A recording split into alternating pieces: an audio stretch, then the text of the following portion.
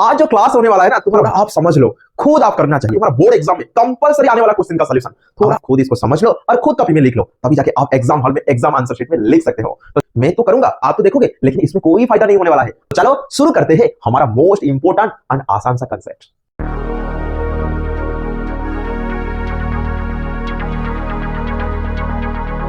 नमस्ते, hello learners, hello beginners. चलो दिल से ये मेहनत करते हैं और आगे बढ़ते हैं। आज जो क्लास होने वाला है ना तुम्हारा बोर्ड एग्जाम में कंपलसरी आने वाला क्वेश्चन का सॉल्यूशन थोड़ा आप समझ लो, खुद आप करना चाहिए।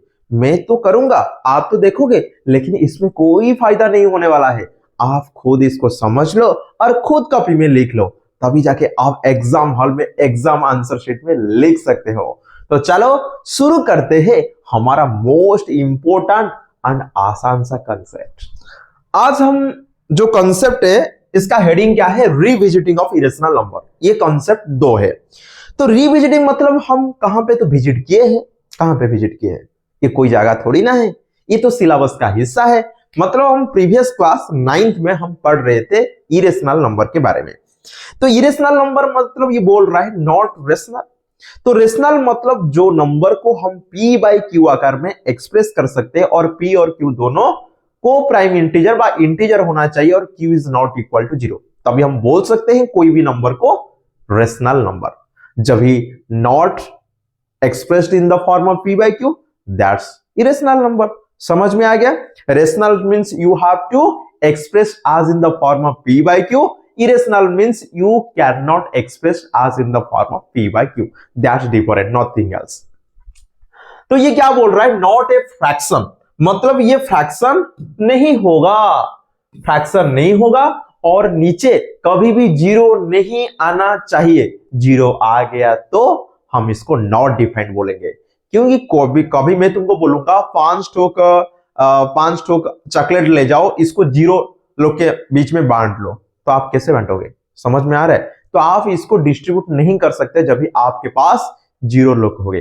तो इसलिए इसको बोला जाता है नॉट डिफाइंड। मतलब कोई नंबर नीचे 0 आ गया तो नॉट डिफाइंड, मतलब हम इसको डिफाइन नहीं कर सकते हैं। ये आपको ध्यान में रखना चाहिए, क्योंकि ऐसा वाला ना तुम्हारा ट्रिगोनोमेट्री में जब भी वैल्यू आएगा एंगल का तभी भी अप्लाई होगा। लेकिन हम तो नंबर के रिलेटेड पढ़ रहे हैं, हम ट्रिगोनोमेट्री के पास क्यों जाएंगे? तो ये वो जो बोल रहा है ना, a number s is called irrational if it can not be written in the form of p by q. जब ये हम इसको नहीं लिख सकते p बाई क्यू आकार में, और p q दोनों इंटीजर होना चाहिए और q is not equal to 0। यहां पे नॉट को उड़ा देंगे तो हो जाएगा रेशनल, और नॉट लगा देंगे तो हो जाएगा इरेशनल। That's different. तो देखो जो एग्जांपल है, रूट के अंदर प्राइम नहीं तो नॉट ए परफेक्ट स्क्वायर होगा। मतलब देखो √2 इरेशनल, √3 इरेशनल, √4 रेशनल। क्यों? क्योंकि जो रूट के अंदर 4 है ना वो परफेक्ट स्क्वायर है। तो जब भी रूट के अंदर परफेक्ट स्क्वायर नहीं आएगा हम इसको बोलेंगे इरेशनल नंबर। जैसे √6 भी इरेशनल होगा। फिर मन में क्वेश्चन आएगा कि क्या इसको हम p बाई क्यू आकार में एक्सप्रेस नहीं कर सकते? हाँ कर सकते कि नहीं कर सकते, हम इसको आगे प्रूव करेंगे। टेंशन नहीं लेने का, ये क्यों इरेशनल नंबर है, हम तो मैथ में इसको जो कोई बोल देगा हम इसको ऐसे ले जाएंगे, हम जुक्ति करेंगे, मतलब हम इसको प्रूव करेंगे आगे। तो ये वही बोल रहा है, हाँ ठीक है, √2 हो गया, √3 हो गया, √5 हो गया। ये पाए कहां से आया? तो पाए का जो डिस्कवर हुआ था ना, पाए कहां पे डिस्कवर हुआ था ना, सोचो सरकमफरेंस ऑफ सर्कल को जब भी हम डिवाइड कर रहे थे डायमीटर के साथ, तो तभी वो पाए आया था। मतलब ये कि फॉर एग्जांपल सर्कल है, ये जितना डिस्टेंस है वो डिस्टेंस को जब भी हम इसका डायमीटर में डिवाइड करेंगे तभी जाके वो पाए आएगा। लेकिन जो सरकमफरेंस है ना वो पूरा परफेक्टली नहीं आ सकता है, थोड़ा इधर उधर हो सकता है। क्योंकि फॉर एग्जांपल एक बॉक्स सोचो और एक सर्कुलर बॉक्स, मतलब एक सिलेंडर सोचो। सिलेंडर के मैं एक मतलब थ्रेड लेके इसको मेजर करूंगा इसका पेरीमीटर को, तो थोड़ा इधर उधर हो सकता है, परफेक्टली नहीं आएगा। जब ये परफेक्टली नहीं आएगा तो जब इसको हम डायमीटर के साथ डिवाइड करेंगे वो भी परफेक्ट नहीं आएगा। तो ये ऐसे नंबर आ सकता है जब भी, सोचो जब भी हम फ्रैक्शन में लिखते हैं, प्रीवियस कॉन्सेप्ट में पढ़ाया था, फ्रैक्शन दो तरीका होता है, एक होता है टर्मिनेटिंग, एक होता है नॉन टर्मिनेटिंग। मतलब 1/2 ये हो गया 0.5, मतलब ये टर्मिनेटिंग है, और 1/3 हो गया 0.333, ये हो गया नॉन टर्मिनेटिंग।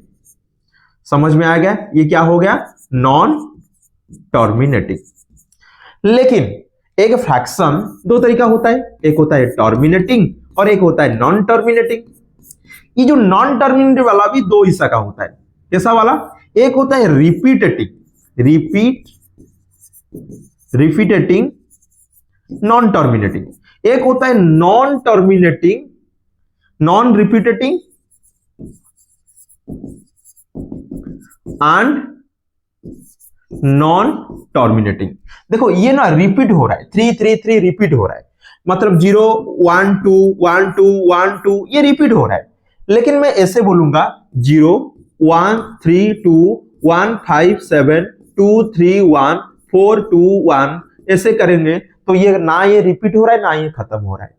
तो जो फ्रैक्शन रिपीट नहीं हो रहा है, खत्म नहीं हो रहा है, इसको भी हम इरेशनल नंबर बोलेंगे। यहां पे आप देख सकते हो, ना ये खत्म हो रहा है ना ये रिपीट हो रहा है। जब ये खत्म नहीं हो रहा है, रिपीट नहीं हो रहा है, तो ऐसे डेसिमल नंबर को भी हम इरेशनल नंबर बोलेंगे, क्योंकि हम इसको p/q आकार में एक्सप्रेस नहीं कर पाएंगे। समझ में आ गया? तो ये हो गया एग्जाम्पल।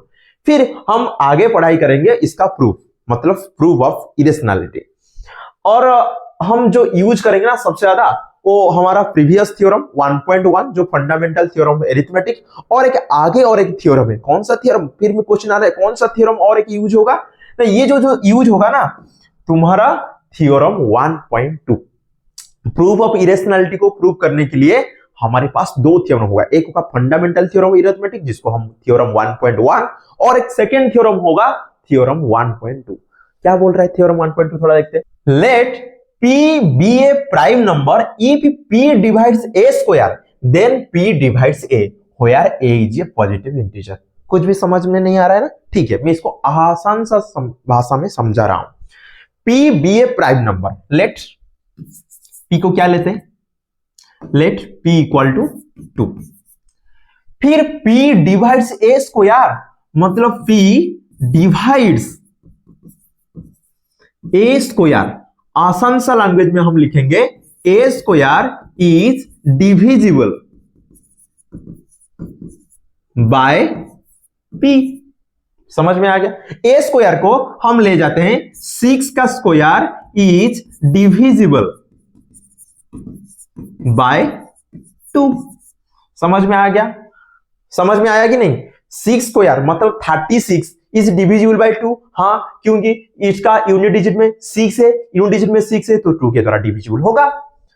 तो 36 जब भी 6 के द्वारा 2 के द्वारा डिवाइड हो गया बा डिविजिबल हो गया, इसका जो आएगा 6 इज ऑल्सो डिविजिबल बाय 2। समझ में आया? जब इस 6 का स्क्वायर डिविजिबल बाय 2 होगा तो 6 भी डिविजिबल बाय 2 होगा ना। क्यों? देखो फॉर एग्जाम्पल 6 का स्क्वायर में क्या होता है? 6 इंटू 6 होता है, और 6 में क्या होता है? 2 इंटू 3, 2 इंटू 3। तो चेक करो, ये जब भी 2 के द्वारा डिविजिबल होगा तो यहां पे भी 2 कैंसिल हो गया, डिवाइड हो गया, और जो 6 आएगा 6/2, तो यहां पे चेक करो वही 2 इंटू 3 है कि नहीं, अभी डिविजिबल होगा कि नहीं। तो इतना याद रखना, 6 का स्क्वायर 36 जब 2 के द्वारा डिविजिबल होगा तो 6 भी 2 के द्वारा डिविजिबल होगा। ये हो गया आसान सा language. 6 square is divisible by 2, then 6 is also divisible by 2। समझ में आ गया? नहीं तो और एक एग्जांपल लेते हैं। 12 स्क्वायर इज डिविजिबल बाय 3, क्योंकि 12 स्क्वायर कितना होता है 144, 144 3 के द्वारा डिविजिबल होगा कि नहीं, 3 4 जा और 3 8 जा, हो गया।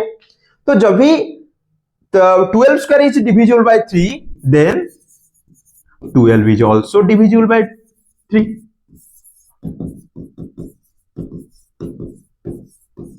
समझ में आया? 6 का square divisible by 2, that implies 6 is also divisible by 2। 12 का square is divisible by 3 and 12 is also divisible by 3। समझ में आ गया? वही ही थ्योरम 1.2 है। तो थ्योरम 1.1 क्या था? फंडामेंटल थ्योरम ऑफ अरिथमेटिक, जिसके हम बता रहे थे कोई भी positive integer except 1 can be expressed as the product of prime and it will be unique and it does not matter what may be the order। समझ रहे हो? तो ये था थ्योरम 1.1। थ्योरम 1.2 क्या बोल रहा है? p square divides a, sorry p divides a square, that means p divides a। इसको इजी लैंग्वेज में बताएंगे तो a square is divisible by p, then a is also divisible by 2। मैं तुमको यहां पे एग्जांपल देके समझा दिया हूं, तो चलो इसको अप्लाई करेंगे। हमारा मोस्ट इंपोर्टेंट आने वाला क्वेश्चन लिख के देता हूं 3 स्टार देके, वो तुम्हारा √2 इज इरेशनल नंबर। तो इसको जो हम प्रूव करेंगे ना, √2 इज इरेशनल नंबर, इसको हम प्रूव करेंगे एक मेथड जिसका नाम है कॉन्ट्राडिक्शन मेथड। वो मेथड में क्या बुलाता है? फॉर एग्जांपल मैं खुद को प्रूव करूंगा, मैं एक मेल टीचर हूं, तो इसका ऑपोजिट को मैं अज्यूम करूंगा। ऑपोजिट मतलब मैं एक फीमेल टीचर हूं, लेकिन मेरा तो ये वाला है ना, आप देख रहे हो, दिखाई दे रहा है, दिखाई दे रहा है, तो ये फीमेल का कैरेक्टर नहीं है। तो जब ये फीमेल का कैरेक्टर नहीं है, तो जो हम अज्यूम किए थे मैं एक फीमेल टीचर हूं, वो गलत हो गया। तो अभी मैं क्या बन गया? मैं एक मेल टीचर बन गया। तो ये जो मेथड में मैं आपको समझाया, वही मेथड को हम बोलते हैं कॉन्ट्राडिक्शन मेथड। तो √2 इज इरेशनल हम प्रूव करेंगे, तो इसका ऑपोजिट को हम अज्यूम करेंगे। इसका ऑपोजिट मतलब √2 इज रेशनल। जब भी √2 रेशनल होगा, तो √2 को हम p बाय q आकार में एक्सप्रेस करेंगे। फिर लास्ट में हम चेक करेंगे जो हम अज्यूम किए थे वो गलत हो गया, अभी √2 इज इरेशनल नंबर हो गया। तो पहले मैं आपको समझाता हूं, इसके बाद यहां पे लिखूंगा। तो देखो एक्चुअली जब भी हम फॉर एग्जांपल √2 को हम अभी रेशनल ले गया और ये हो गया p बाय q, और p q दोनों क्या होना चाहिए? Coprime integer. Coprime integer मैं बताऊंगा ये क्या है। को प्राइम इंटीजर और q is not equal to 0। Coprime integer मतलब p और q दोनों सिंपलेस्ट फॉर्म में है। सिंपलेस्ट में मतलब दोनों के बीच में कोई भी कॉमन फैक्टर नहीं है, इसका हाईएस्ट कॉमन फैक्टर 1 होगा। मतलब जब भी दोनों कोई भी एक नंबर के द्वारा डिविजिबल नहीं होंगे except 1, then we can call this numbers are coprime number. तो p एंड q, जैसे मैं एग्जांपल दे रहा हूं 3/4, क्योंकि 3 और 4 दोनों 1 अंजा को छोड़ के और कहां पे भी नहीं होंगे, मतलब दोनों के बीच में कॉमन फैक्टर 1 होगा।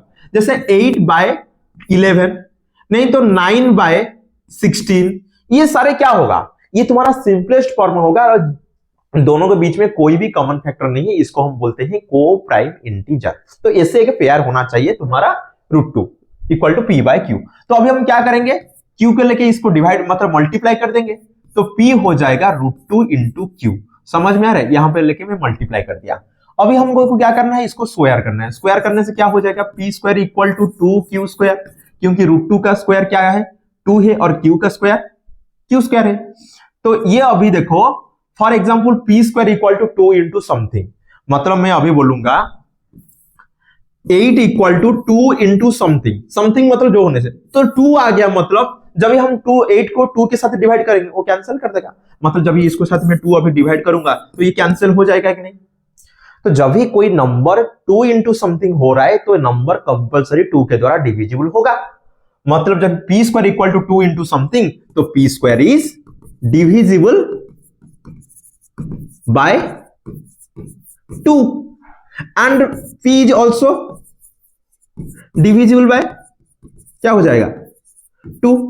क्योंकि अभी तो हमारा थ्योरम 1.2 में हम पढ़ रहे थे ना, जब भी p square is divisible by 2 होगा, p is also divisible by 2, तो p भी डिविजिबल बाय 2 हो गया। जब भी p डिविजिबल बाय 2 हो गया तो p को हम लिख सकते हैं 2 इंटू समथिंग। अब स्क्वायर करने से क्या हो जाएगा? p स्क्वायर इक्वल टू 2 का स्क्वायर 4 है, c का स्क्वायर c स्क्वायर है। और देखो p स्क्वायर का वैल्यू क्या था? 2q square. तो इसको लेके हम अभी यहां से पुट कर देंगे, तो ये क्या हो जाएगा 2q square equal to 4c square.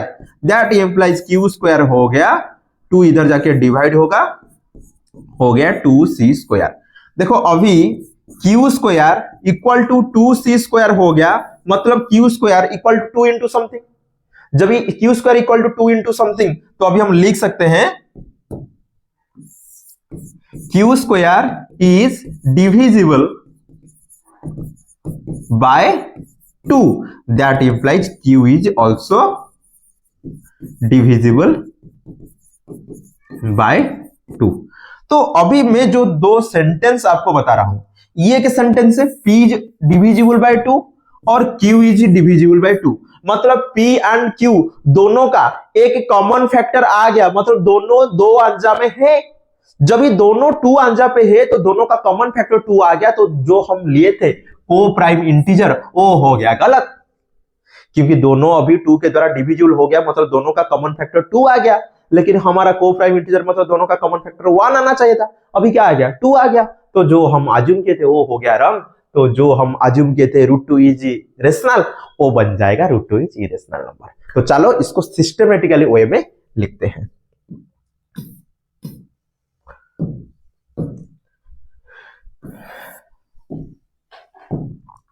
let us assume to the contrary मतलब opposite, contrary, that √2 is rational. So we can express √2 as in the form of p by q and p by q, where p and q are co-prime integer and q is not equal to 0।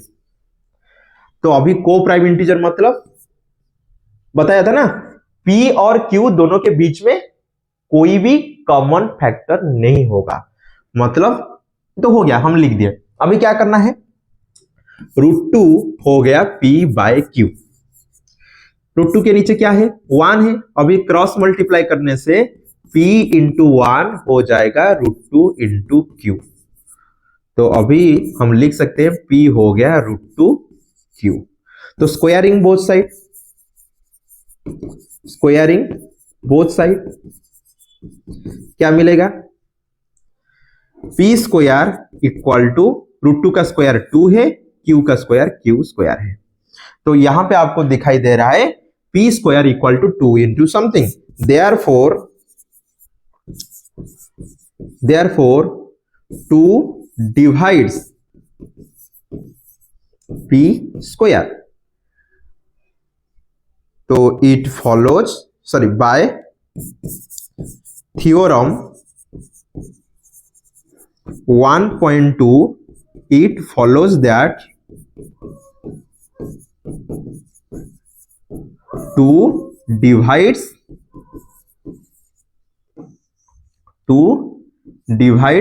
p। समझ में आ गया, जब ये 2 divides p होगा तो अभी हम लिख सकते हैं p equal to 2 into something, c क्या है, c b any positive integer. समझ में आ गया। तो अभी इस दोनों का स्क्वायर करना है, p square equal to 4c square. क्या हम किए, स्क्वायरिंग बोथ साइड।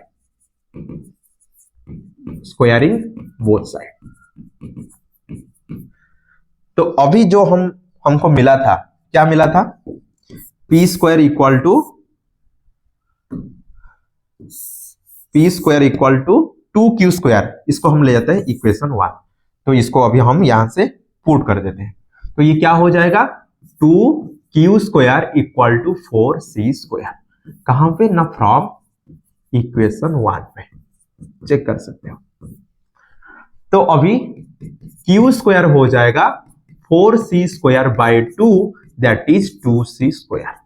तो अभी देखो क्या आ गया, q square equal to 2c square. तो इसको हम ले जाते हैं इक्वेशन 2। तो चेक करो, q square equal to 2 into something, मतलब लिख सकते हैं देयरफॉर 2 डिवाइड्स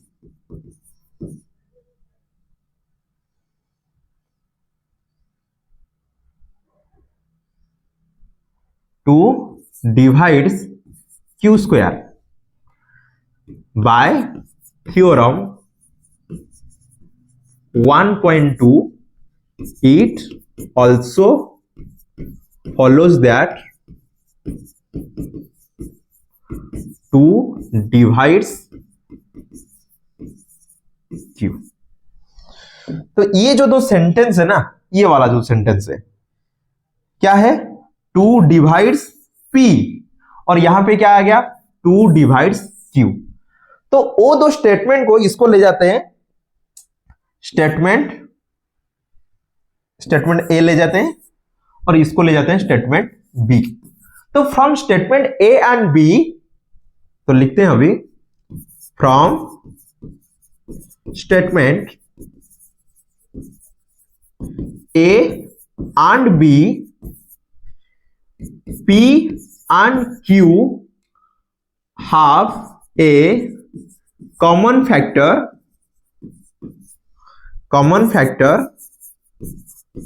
2। समझ में आ गया, दोनों अभी 2 के द्वारा डिविजिबल है, तो मतलब कॉमन फैक्टर 2 आ गया। That implies P and Q are not co-prime। अब ये को प्राइम नहीं हो गए, तो जब ही को प्राइम नहीं हो गए, it contradicts the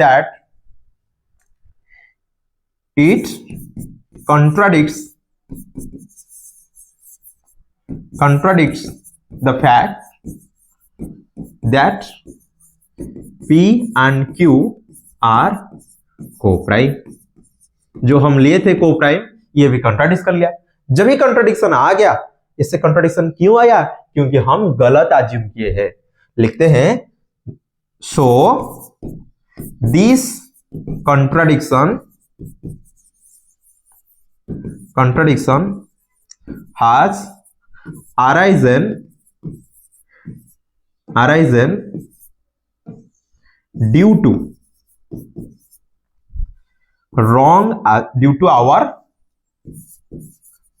incorrect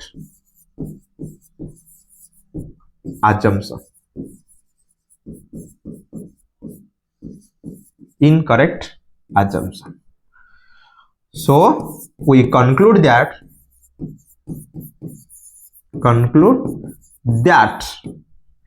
root 2 is irrational number. समझ में आ गया? प्रूफ हो गया। मैं पहले आपको समझाया, इसके बाद सिस्टमेटिकली आपके सामने लिख लिया। अभी चलो इसको और एक बार प्रैक्टिस करते हैं। और एक बार कहां पर प्रैक्टिस करेंगे? हमारा एग्जांपल 5 जो एनसीईआरटी बुक का है। रूट 3 इज इरेशनल नंबर, ठीक है, हम इसका ऑपोजिट अज्यूम करेंगे। ऑपोजिट मतलब चलो लिखते हैं, root 3 is rational. Let us assume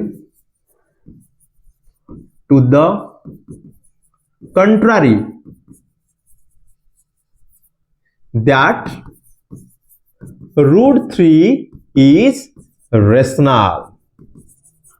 So root 3 can be expressed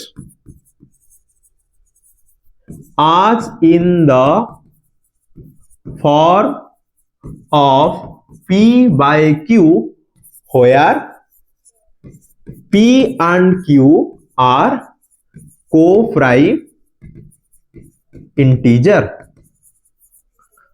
and Q is not equal to 0। समझ में आ गया? इसको हम लिख लें। अभी हमको क्या करना है, √3 equal to p by q, that implies p हो जाएगा √3q। तो स्क्वायरिंग बोथ साइड ये क्या हो जाएगा, p square equal to 3q square. यहां पे लिख देना है स्क्वायरिंग बोथ साइड, हो गया। फिर आगे क्या करना है, p square equal to 3 into something, so therefore p square is, but ऐसे लिख सकते हो 3 divides p square by theorem 1.2, follows that 3 divides p। जब ये 3 डिवाइड्स p होगा तो अभी हम लिख सकते हैं p equal to 3 into something. c क्या होगा, एनी पॉजिटिव इंटीजर। समझ में आ गया। तो अभी स्क्वायर करना है तो ये हो जाएगा पी स्क्वायर इक्वल टू 3 का स्क्वायर 9, c का square 9c square, squaring both side.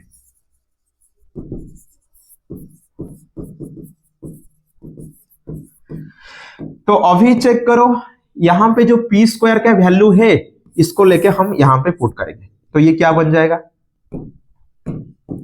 Check करो, पी स्क्वायर की जगह 3q square equal to 9c square लिख देना चाहिए। इसको इक्वेशन 1 फ्रॉम इक्वेशन 1। तो चेक करो, q स्क्वायर हो जाएगा 9c square by 3, that is 3c square. तो अभी क्या आ गया, q square equal to 3c square. इसको हम लेते हैं इक्वेशन 2। तो यहां पे देखो q square equal to 3 into something, चलो वही लिख देते हैं। तो जब ही q square equal to 3 into something, तो q square is divisible by 3, तो q is also divisible by 3। तो लिखते हैं therefore q square, sorry 3 divides q square,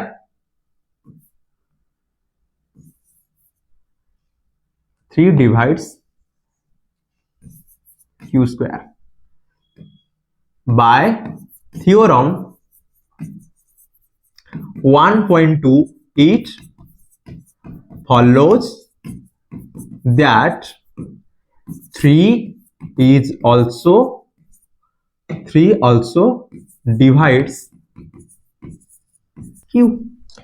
तो देखो ये जो सेंटेंस में 2 ठोक लिख रहा हूं, ये एक सेंटेंस है 3 डिवाइड्स p, और ये देखो 3 डिवाइड्स q। तो ये जो स्टेटमेंट है, फॉर एग्जांपल इसको ले जाते हैं स्टेटमेंट a और इसको ले जाते हैं स्टेटमेंट b। तो अभी हम लिख सकते हैं from statement a and b we observe that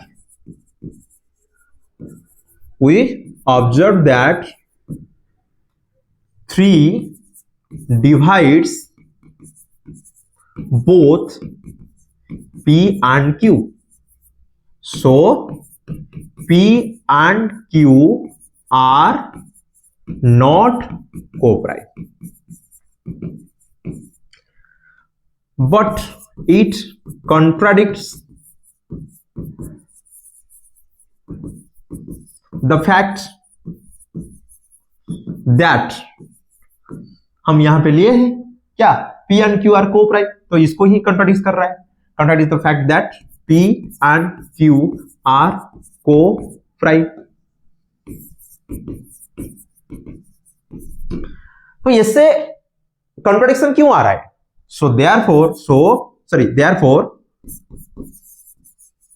therefore this contradiction has arisen due to our incorrect assumption that incorrect assumption that √3 is rational. तो घुमा फिरा के आ गया वही जो हम इनकर ना। तो so we conclude that √3 is irrational number।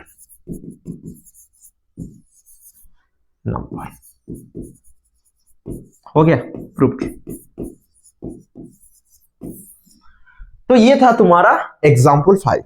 ये आपको समझ में आ गया। देखो मैं जैसे लिख रहा हूं ना, आप ऐसे लिखना है। समझ में आ गया मतलब एग्जाम हॉल में लिखना पड़ेगा, किसको समझाना नहीं पड़ेगा। समझ रहे हो? तो प्रैक्टिस करना है। मैं देखो मैं जान के मैं भी लिख रहा हूं ना, तो आपको भी लिखना चाहिए। समझ में आ गया तो प्रैक्टिस करो। तो ये था तुम्हारा प्रूफ ऑफ इरेशनलिटी √2 √3। तो मैं आपको होमवर्क दे रहा हूं। आप में √2 और √3 क्या हो, आप √5 करना है, √7 करना है, √11 करना है। तो ये आपके लिए होमवर्क है। क्या होमवर्क है? घर में करना है √5, √7 और √11 इज इरेशनल। ये घर में आप प्रैक्टिस करो। समझ में आ गया? क्या करना है? √3 के जगह √5, यहां पे √5, यहां से आ जाएगा 5 और यहां पे आ जाएगा 25, यहां पे फिर 5, जहां पे 3 है और यहां पे 5 और जहां पे 9 है यहां पे 25। इतना ही है, कर सकते हो ना? तो ये था तुम्हारा कॉन्सेप्ट। अभी देखो बुक में ऐसा ही है जो मैं आपको पढ़ाया, आप यहाँ पे बुक में पढ़ाई कर सकते हो। √3 √5 ये सारे इरेशनल है, क्योंकि पी जो इसके अंदर रूट के अंदर जो है वो परफेक्ट स्क्वायर नहीं है, प्राइम नंबर है। तो ऐसे भी मैं बताया ये क्यों इरेशनल नंबर है। फिर आगे देखो, हम अभी 1.2 थ्योरम में बताया था। देखो ये एक्चुअली क्या है, आप देख सकते हो यहाँ पे स्टार मार्क है, मतलब इसका प्रूफ एग्जाम में नहीं आने वाला है। स्टार मार्क मतलब प्रूफ एग्जाम में नहीं आएगा, not from the examination point of view. तो इसको मैं बता दिया, मतलब 6 square is divisible by 2, then 6 is also divisible by 2। 12 square is divisible by 3, then 12 is also divisible by 3। वही थ्योरम 1.2 बोलता है। इसको हम अप्लाई किए हैं हमारा थ्योरम 1.3 में। ऐसा ही यहाँ पे आप देख सकते हो, यहाँ पे A एंड B लिखा है, मैं P एंड Q लिया हूं। इतना ही तो फर्क है और कुछ नहीं है। तो ये थ्योरम 1.3 था। फिर एग्जाम्पल 5 भी सेम है, मतलब √2 के जगह आ गया √3। सेम प्रोसीजर है, यहाँ पे भी A एंड B लिया है, मैं P बाई Q। इतना ही है, कॉन्सेप्ट सेम है। आप A बाई B लिख के भी लिख सकते हो, जब भी आप समझ में आ गया कैसे लिखना है। तो ये था आज का क्लास जिसमें हम डिस्कशन किए प्रूफ ऑफ इरेशनलिटी थ्योरम 1.2, फिर थ्योरम 1.3 और इसको अप्लाई करके हमारा एग्जाम्पल 5। अगले क्लास में और एक प्रूफ ऑफ इरेशनलिटी पार्ट 2 आएगा, जिसमें हम पढ़ाई करेंगे 2 + √3, 2 - √3, 2 × √3, 2 बाय √3, ये सारे कैसे इरेशनल नंबर होंगे। तो आज यहां से क्लास को खत्म करते हैं, मिलते हैं हमारा अगले क्लास में। धन्यवाद, नमस्ते।